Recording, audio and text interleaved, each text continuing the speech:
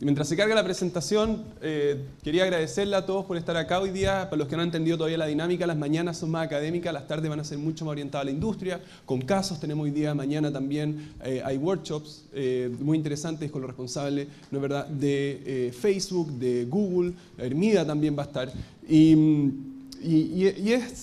Me cuesta mucho un poco pararme frente acá a presentar algo sin antes agradecer públicamente. Ayer tuvimos en la tarde para estudiantes de doctorado, de magíster, profesores, los profesores Campbell, Katz, Hermida, hablaron sobre sus investigaciones, y uno de los alumnos dijeron: oye, Katz, escuchar a Katz es como escucharte a ti. Y yo le dije: lo que pasa es que él me formó académicamente. Y es muy importante entender algo. Cuando nosotros sabemos que la gente per se es envidiosa, pero por lo menos yo vengo de una tradición que dice que hay en dos casos que uno no siente envidia: por los hijos y por los alumnos. ¿Qué tienen en común los hijos con los alumnos? Los hijos con los alumnos tienen en común lo siguiente: que la gente en general le entrega mucho sin esperar algo de vuelta. Y cuando se entrega mucho sin esperar algo de vuelta, finalmente uno se ve reflejado en lo que los hijos, en este caso, o los alumnos empiezan a hacer. Y se empieza a hacer muy similar, ¿no es verdad? De repente uno con sus hijos los ve y ve cosas de uno en ellos. Lo mismo con alumnos, ve cosas de uno en ellos. Por eso se dice que no se siente envidia justamente con estos dos tipos de personas. Con el resto sí, pero con esto no. Entonces, el punto es que yo me veo en la obligación de agradecer públicamente a James Katz por todo lo que me entregó, por cómo me formó, por el cariño, el entusiasmo, el tiempo y dedicación que puso en convertirme hoy día, gracias a Dios, en un académico que se aburre también, igual que muchos de ustedes, cuando empiezan con todos los datos y los números, pero también con una pata en la industria, siempre pensando en qué cosa nueva se puede aportar. Y eso es un poco lo que vengo a presentar hoy día.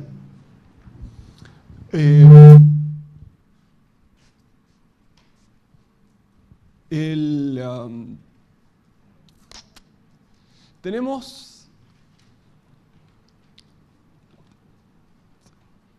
esta investigación, nosotros la empezamos a hacer hace 3 años. Queríamos ver cómo se comportaban hoy día en el área política los usuarios. Todo lo que son en proyectos medioambientales en particular.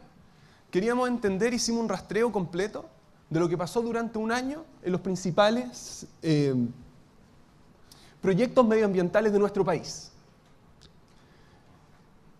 Y lo que ustedes ven acá es una de las redes donde básicamente cada uno de los puntos que se ve es un usuario. Y vamos a empezar a ver que hay formas que responden a roles diferentes que tienen cada uno de estos usuarios. Y lo que nosotros hicimos fue sistematizar cómo hoy en día los proyectos medioambientales en particular se fueron frenando y ver si es que había un impacto con esto que vemos atrás, que son las redes sociales. Y la conclusión básicamente, y se las voy a decir, es que las redes sociales no sirven para nada si no hay prensa. Las redes sociales son absolutamente inútiles si no hay medios detrás que amplifican lo que tienen las redes, lo que las redes están diciendo. Si ustedes se ponen a pensar en las grandes cosas que pasaron en las redes sociales, lo más probable, si yo levantara la mano, por ejemplo, y le dijera: oye, ¿quién se acuerda de, no sé, ¿cómo se llama el soldazo? ¿El mediocre? Reguleque. disculpen, Reguleque. ¿Dónde se enteraron de eso? ¿Por las redes o por la prensa? Cada una de las cosas, son muy pocos los que se enteraron por las redes. Si no hubiera sido por la prensa, hubiéramos sido incapaces de saber lo que estaba sucediendo. Creemos que las redes sociales, porque nos gusta pensar, sobre todo los que estamos metidos en esto, que las redes sociales son los que están movilizando hoy día las cosas, los que están permitiendo que se hagan, pero todo esto que les vamos a mostrar no serviría si no hay lo que se llaman medios y amplificadores. Y a partir de eso también les voy a mostrar en datos por qué lo más probable es que Sebastián Piñera va a ser casi con seguridad máxima el próximo presidente de la República, sin que pifeen ni que aplauden, pero les quiero mostrar por qué creemos eso en base a algunos datos que hemos sacado y que en verdad va a ser tan obvio de no pasar algo, digamos, o que otro candidato lo haga excelentemente bien o se den ciertos patrones, o que el candidato Piñera finalmente termine equivocándose y cayendo. Pero no hablo como si esto fuera religión o Biblia, son opiniones basadas en evidencia empírica. Si alguien no lo quiere creer, lo discutimos en el almuerzo, podemos, digamos, por favor, no, es solamente conclusiones que se dan en base a datos que hemos recolectado. Si nosotros preguntáramos cómo se ha entendido históricamente el fenómeno de la comunicación, es necesario hablar de tres teorías. La primera se llama Magic Bullet. Magic Bullet es cuando se creía entre 100 y 80 años atrás, con la época de la propaganda, la época, ¿no es verdad?, de los grandes autoritarismos, que los medios de comunicación tenían la capacidad de impactar completamente a las personas y persuadirlas. Detrás mío hay una imagen de Orson Welles, que básicamente fue un radioteatro que se hizo en Estados Unidos, donde se imitaba a un programa en ese tiempo de radio, como un noticiario, donde se describía fehacientemente que los marcianos o vida extraterrestre estaba llegando a Nueva York, o Washington, o en distintos lugares, ¿no es verdad?, del país. La Guerra de los Mundos se llamó. ¿Y qué fue lo que sucedió acá? La gente escuchó lo que estaba pasando. Aquellos que llegaron a la mitad de la transmisión no alcanzaron a saber que era un radioteatro. Y gente se empezó a suicidar. Hubo muchísimos muertos producto de esto, porque estaban seguros que estaban llegando los marcianos.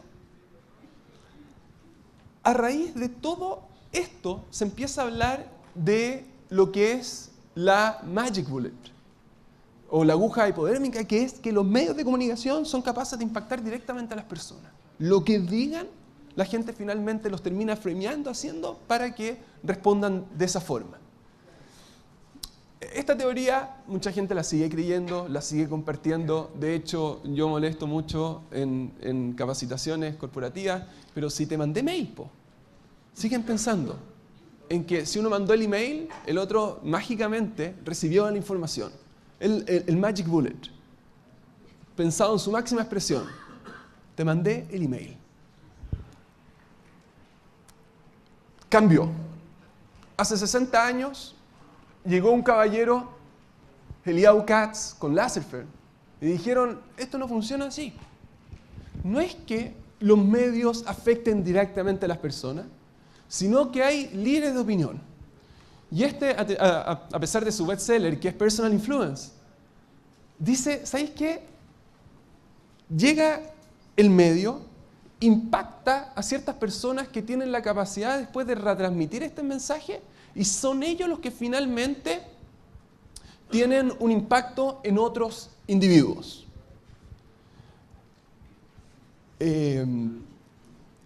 No tiene que ser un político, no tiene que ser un gran personaje, puede ser cualquiera de nosotros, con una capacidad mayor de habla, que la gente lo va a escuchar más, pero que cuando llega la noticia, ¡pum! Hoy día se ve mucho esto con los comentarios, por ejemplo. Uno va, no quiero decir ningún medio en particular, pero a Emol, por ejemplo, y va, ¿no es verdad? Y generalmente lo que está pasando hoy en día es que muchos se van a los mensajes y hay una información que es el contenido. El mensaje viene a ser como el metacontenido, que es el contenido del contenido. Y uno, al ver ese contenido, generalmente interpreta la noticia de esa forma. Tiene un efecto, tiene un impacto. Sobre todo los contenidos que son más populares. O los contenidos, los comentarios más populares, a la gente lo va impactando. Y después de eso, como que te hacen un frame y uno entiende la noticia desde la perspectiva que te están mostrando en el comentario. Entonces, se ve muy fuerte esto. Pero, y esta fue como nuestro modelo nuevo que desarrollamos con, no quiero ser en lo más mínimo personalista, individualista, por lo tanto los voy a nombrar a todos, que es Hilbert, que es profesor de California, Vázquez, que es nuestro gran maestro de la web acá, quien les habla, Sebastián y Arriagada, y Eduardo Arriagada. Nos metimos en esto y empezamos a desarrollar esto que estamos hablando. Y nos dimos cuenta que, y después les voy a mostrar los datos en particular y cómo se articula, que en verdad hay múltiples bajadas de comunicación e información que si algunos de estos no funcionan, es muy raro, pero muy raro que un contenido, en este caso en particular de Twitter, pueda llegar a viralizarse. Acá falta un componente más que se los voy a presentar ahora, pero básicamente tenemos a los mass media, tenemos a los medios, perdón, a los líderes de opinión, y tenemos a personas. Faltan dentro de estas personas gente que genera contenido que es fundamental para que, en este caso en particular de los proyectos medioambientales, se creara una opinión pública en Twitter, en este caso, en contra del proyecto. Entonces, ¿qué fue lo que nosotros hicimos? Hicimos este barómetro social para poder ver el impacto que tenían las redes. Lo hicimos de todas las redes, pero lo que yo les traigo ahora se centra en Twitter, de los medioambientales. Entonces, ¿qué hicimos? Agarramos los proyectos que ustedes ven acá, observamos los conflictos, se escogieron 8 con mayor movimiento de palabras en Twitter para este análisis. Lo analizamos durante meses y vimos después cuáles eran las palabras más frecuentes y en función de esas palabras los pusimos como entradas claves y empezamos a bajar durante más de un año toda la información que empezaron a conversar las personas en Chile de estos proyectos. Y vimos que habían 4 públicos que son centrales. El primero es el generador del contenido. El generador del contenido son cuentas que desarrollan todo el contenido en contra de la autoridad o a favor, ¿no es verdad?, o en contra del desarrollo del proyecto o a favor de una temática en particular. Y lo que vimos fue que si es que no estaba esto, si es que no habían cuentas dedicadas a generar contenido y que ese contenido ocupara ciertas estrategias, como por ejemplo aunar todas las conversaciones bajo un hashtag en un mensaje, no escalaba nunca el conflicto. Si, en otras palabras, si no habían cuenta especializada para escribir con buen contenido, no pasaba nada. Porque ya no era un tema, puede ser que esté relacionado también al aspecto quizás más medioambiental, de qué era el impacto o no impacto, pero si es que no había una cuenta que estuviera constantemente contribuyendo al contenido, nunca escalaba el conflicto. Dos, nos dimos cuenta que tampoco escalaba si es que no habían influenciadores o líderes de opinión, como ustedes lo quieran poner, que principalmente a partir del contenido que era generado por estas cuentas, lo que hacían era retransmitir, ya sea con retweet o citando lo que la cuenta había generado con una propia impresión, y si no habían influenciadores, que son líderes de opinión, personas con muchísimos seguidores, que ya sea por su carácter más de farándula o de expertos, nunca se escalaba el conflicto.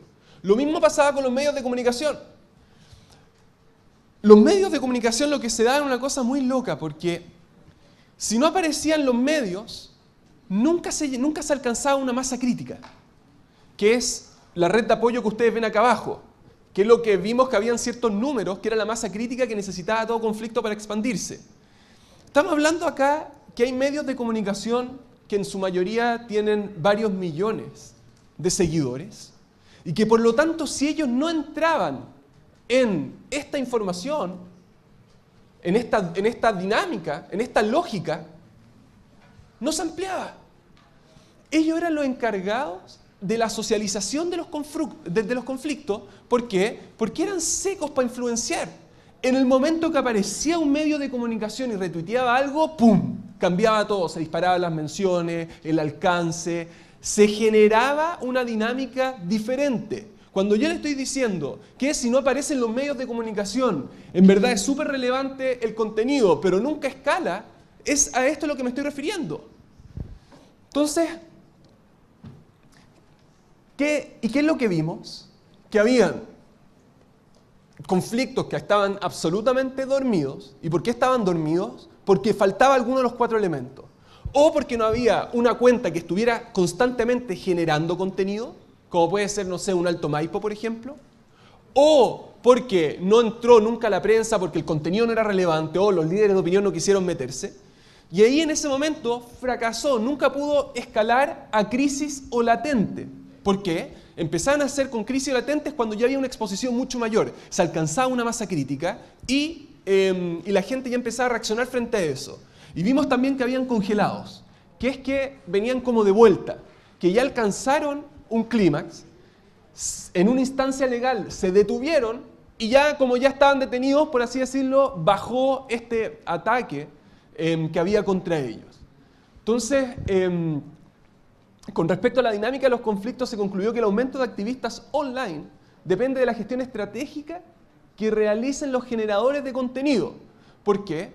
Porque si los generadores de contenido son capaces de aunar mensajes claves para hacer un llamado súper concreto a la autoridad, los cambios eran tremendos. Bachelet no Alto Maipo, por ejemplo, era súper común. Era muy de esperar que hubiera una reacción por parte de la autoridad frente a los discursos que se empezaban a armar. Pasó con Piñera, ¿no es verdad? Hace 10 años atrás, más o menos, con Punta Choro, qué sé yo, Punta Choro, ¿no? Barrancones. Y siempre que había como un llamado directo, con una lógica, habían respuestas mucho más potentes. Dentro de la red de cada conflicto, lo que empezamos a ver es que se producían cadenas de reacción al amplificar el alcance de los mensajes y el tamaño de la audiencia. En los conflictos que están en la etapa de crisis, siempre partían los generadores de contenido, el 95% de los mensajes, o el 90%, en algunos casos incluso el 99%, de todos los mensajes que habían en Twitter con respecto a un conflicto, partía por generadores de contenido, cuentas específicas que estaban solamente para tirar, digamos, información con respecto a este conflicto en particular.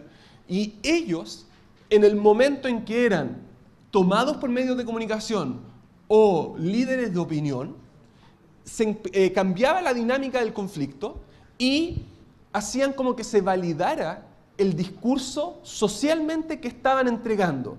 En el momento en que sale en un medio de comunicación, en el momento en que un líder de opinión, puede ser un político, puede ser por ejemplo, muy conocido que son medios pero no son tan medios, por ejemplo los periodistas como más estrella, en el momento en que toman carta, se validaba este discurso y empezaba ya a transformarse la lógica alcanzando una masa crítica mucho mayor. Entonces, ¿qué es lo que vimos, por ejemplo, acá lo pueden ver ustedes? Que estuvieron estos 1, 2, 3, 4, 5, 6, 7, 8, 9, perdón. 9 conflictos que están separados en todo lo que es mina, que es de ¿cómo se llama? De poder termoeléctrico y de hidroeléctrico. Y ahí se pueden ver cuáles fueron las características de cada uno. Cuando nosotros estudiamos durante ese año, fue la crisis, fue donde se desató Alto Maipo y Central Mediterráneo. Era obvio que venía porque tenía estos 4 aspectos. Y ejemplos, por ejemplo, de lo que nosotros llamamos como voices o generadores de contenido, es por ejemplo sin represas, donde si bien ustedes lo ven ahí que ya alcanzó después de varios años una gran cantidad de seguidores en ese tiempo, ellos lo que hacían era básicamente todos los días, de forma mecánica y sistemática, generar contenido con respecto al conflicto. Acá están los medios, ¿no es verdad? Los amplificadores. Pueden ser, por ejemplo, Giorgio Jackson, en este caso Mauricio, Bustamante, Greenpeace. También se empezaba a meter y ellos eran lo que validaban estos mensajes centrales que venían. Y están los participantes, que es el usuario común, que en el fondo participó de algún periodo, en algún periodo de los tiempos, de los distintos periodos que estudiamos. Y acá, lo que se ve, acá por ejemplo, es un movimiento, ¿cómo se llama? Se graficó un conflicto que no tenía Santa Bárbara, no tenía un generador de información. De repente había noticias, aparecían algunos medios de comunicación, casi siempre digamos algún medio grande, pero como no tenía una generación constante de contenido, nunca escalaba. Acá puede verse al lado Alto Maipo, donde, y ahora creo que se puede ver más, si ustedes ven acá estaban como las voces, los que generaban contenido, pero acá ustedes pueden ver los amplificadores, por ejemplo, ¿no es verdad? Y que también deben ser, estas son voces, los verdes son amplificadores que hacían que saliera, siempre las voces están al medio del discurso. De hecho, nosotros, no quiero entrar a ninguno en particular, pero Hydro Aysén, nosotros estamos seguros que perdió porque cuando nosotros hicimos todo esto, en la opinión pública me refiero, independiente de la parte jurídica o si está bien o está mal, pero estoy hablando netamente de la opinión pública o en la tuitósfera, como quieran ustedes decirle, acá estaba no Hydro Aysén, muy céntrico, y por acá afuera estaba una cuenta que apoyaba al proyecto Hydro Aysén. Y la cuenta que apoyaba el proyecto de Hydro Aysén, nunca pudo ingresar por 2 razones. Pero la principal porque entró 2 años tarde. La empresa entró 2 años tarde al conflicto. Después de 2 años decidieron que era buena idea empezar a también tener una voz.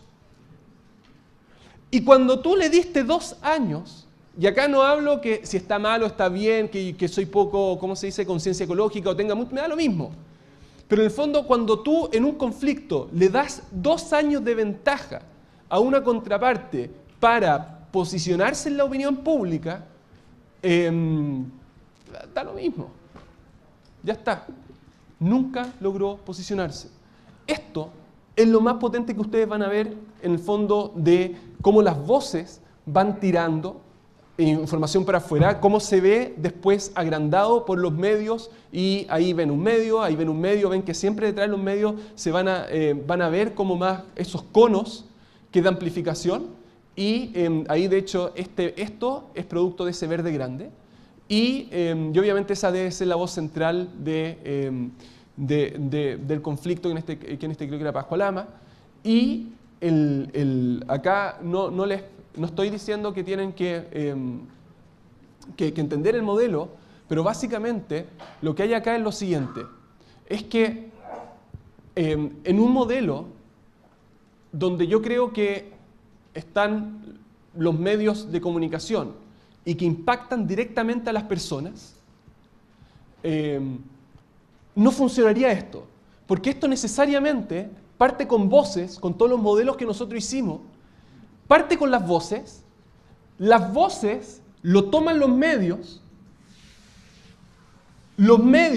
junto con las voces se van amplificando y después muchas veces todo lo que son las propias voces van retuiteando esta cosa que salió en los medios. Es decir, se forma una espiral que para efectos, digamos, comunicacionales es perfecto. ¿Por qué? Porque las voces se sienten tan orgullosas que los medios cubrieron lo que ellos tenían que decir o que los líderes de opinión cubrieron lo que ellos tenían que decir, que después eso mismo que dijeron los medios y los líderes de opinión lo van retuiteando constantemente impactando a los demás. Entonces es un círculo virtuoso en este caso para ellos. Y obviamente los participantes acá son mucho más reactivos. Ellos reciben y finalmente terminan muchas veces entregando información. Acá entonces, esto es lo que nosotros planteamos básicamente. Esto era el modelo tradicional que les dije, el Magic Bullet. Esto es de los mass media con un líder de opinión.